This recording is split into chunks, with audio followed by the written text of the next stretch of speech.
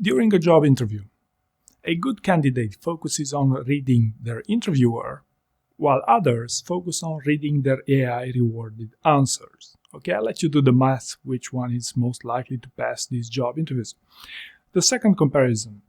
There's a weird tendency for some candidates to over-prepare what matters the least for their job interviews. For example, you'd focus on preparing 50 stories when you can barely speak or you can barely communicate an answer in a live setting, or vice versa. Maybe you communicate so well that you don't really need any more role play, but you'd rather focus on building a story bank and maybe on deep dives and critical thinking with respect to your subject matter expertise.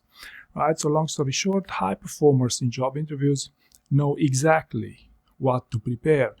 And for a behavior interview, it's quite simple. There's only two things that matter. It's your story bank and the role play. Okay, ideally, you should prepare as good as possible on both. Okay, so simplifying things, you can determine for yourself which one is worth investing in for your job interview. Or if you really don't know, you really cannot determine this for yourself, you can also ask for help.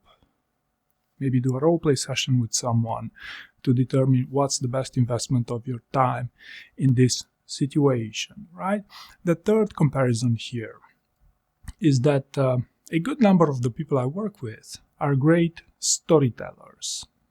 And they automatically believe that your ability to storytell during job interviews will play a significant advantage in your case. While in my experience, there's a huge disconnect here between what's perceived as a high performer in a job interview with a high-performing company, between people who are great storytellers and people who score well on clarity of thought. In my experience, it's quite dangerous to storytell, so to speak, your job interview, simply because they're not interested in you taking this approach versus you providing clear, concise, to the point answers, right? Now, of course, you may want to bias them by going on the longer side and selling yourself on your strength, but strictly speaking, storytelling is not something I found that works or is associated with high performers in job interviews. Okay, number 4. Another good number of my clients who use my services hire me because they say I'm an insider in these job interviews.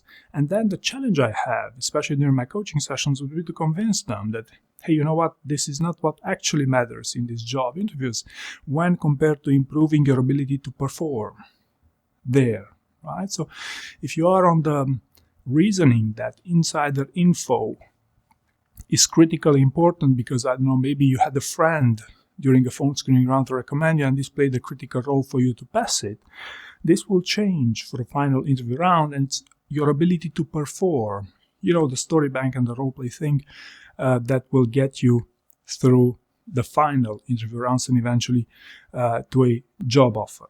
Okay, and the fifth comparison here is with respect to attention span.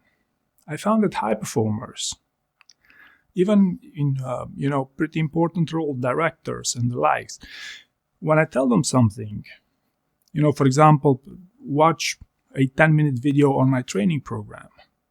If they are convinced this will play to their advantage, they will execute on that task uninterruptedly for 10 minutes. Or if we discuss that it's a good approach to prepare a story bank, or no matter what other task, they would execute on that and they would have a good attention span.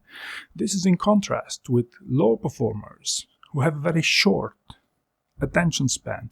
They cannot focus at length on delivering on the goals they set for their job interviews. So I hope you found this useful, and thank you very much for watching.